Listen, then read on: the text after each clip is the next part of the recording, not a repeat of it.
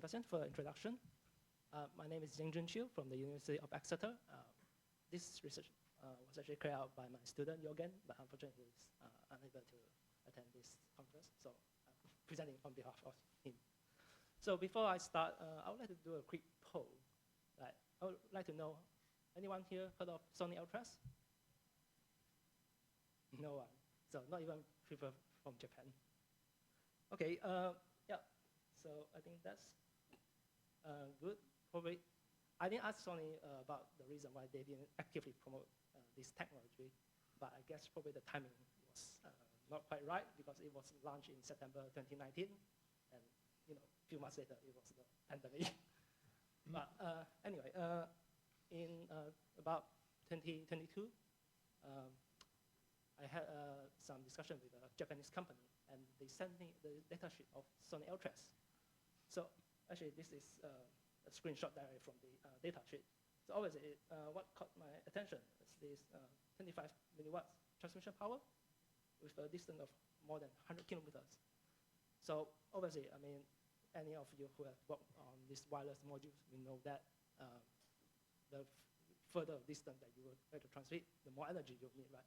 So for example, NB-IoTs, LoRa, let's say you want to transmit a few kilometers, you'll be talking about like maybe 20 dBm and above the power, so it's like a few hundred milliwatts.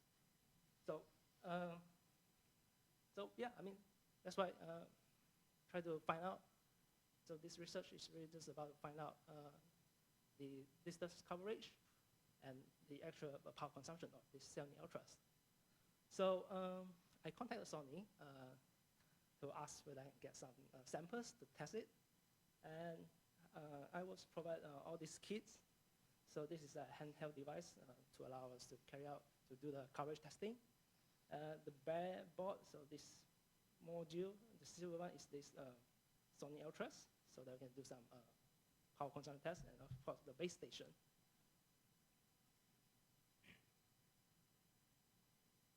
And so, firstly, yes. So, I mean, coincidentally, that time, there's a group in Sony, they were trialing this technology as well. So they kindly said, okay, you can loan this kit. So after they have tested somewhere near London, so they sort of ship it over to Exeter, which is in the southwest of the UK. So had this base station installed on this Harrison building, which is the home of the engineering department at the University of Exeter. And also, these are the kit, the bare elevation board, and so this handheld device. So I use this device to do this power consumption analysis. So first, before we go on to actually test it, we had the simulation of the coverage using actually as a freeware called Radio Mobile, which you can just download online and use it for free. Really, this simulation is really just to find out where the potential area that had been covered by this single base station. So the limitation here is actually not this transmission capability of the ELTRES itself, but it's also dependent on the local terrain, the geographical area. So I mean, the UK is quite a hilly country, so you have many peaks and troughs, even on all these peaks on the hill as well. So obviously, the unit is not really on the very top of the hill.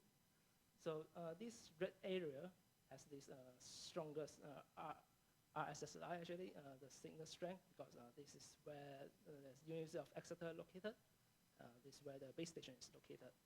And so somewhere around here, there are some taller hills that block the signal, so it's very patchy. But obviously, towards the coast, actually, yeah, they are flatter terrain, lower than this.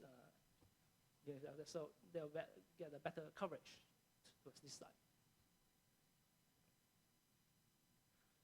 And so this is the actual test. So Yogen, we took a bus to somewhere about 8 kilometers away, and he just walk. So that's why we didn't really do like a 100-kilometer test or whatever, because you has to well, probably complete it within a day. Probably, I think it's probably during the winter time. So yeah, it needs to be a manageable distance. And so yes, so this is about 8 kilometers away from the Exeter where the space station was installed, and these are probably the place that he has been walking around. So basically, I would say yes, it is able to cover these few kilometers areas. Then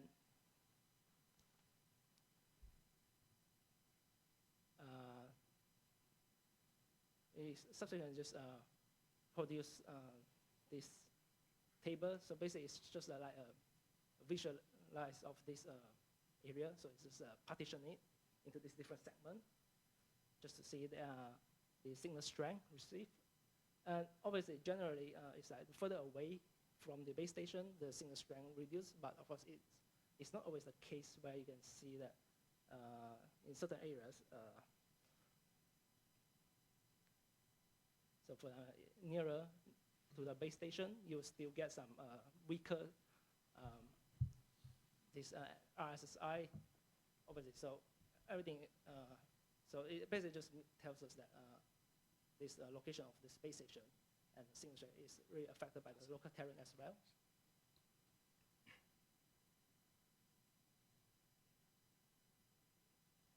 And then finally, this is just a mapping of both this simulation and this comparison with this actual results.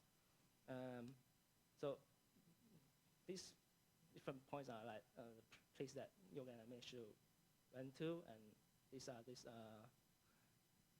RSSI signal that he has received. So so you can see there's a comparison between these actual testings and this simulation. Say, well, some give quite a good agreement, but yeah, some might be a little bit off. But again, it's really highly dependent on the local geographical area and probably any buildings or surroundings there at the time. But again, probably one small important is that it's sort of confirmed that it really can transmit this a few kilometers distance.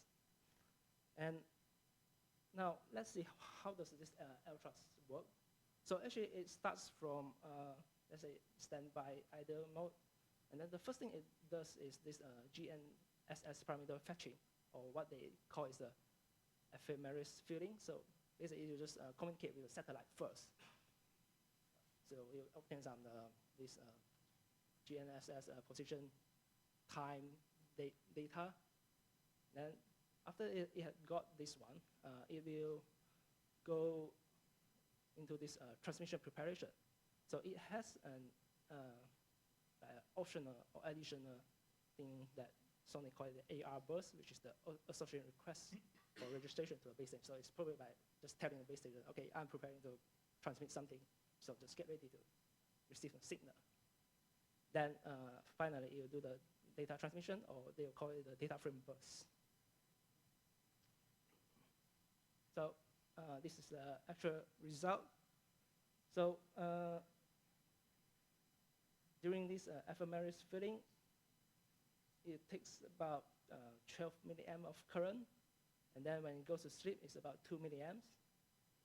And for this AR bus and this actual data bus, actually the current, they are the same. So the baseline is probably about 4 milliamps, and the bus, the peaks at about 37 milliamps. So this is a zoom in profile of these peaks. So actually, it's, you can see there's some distinctive pattern. It's not just a single pulse like this. So it's doing something else. And because this is actually just a one-way communication, just sending out data. So just to improve the reliability, Sony make it to repeat 4 times, probably doing the same thing.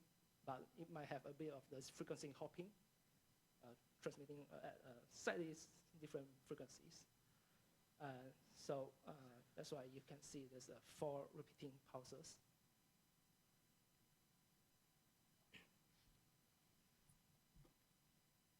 And then, yeah, finally, just sort of a comparison that how does it fare if we try to compare with other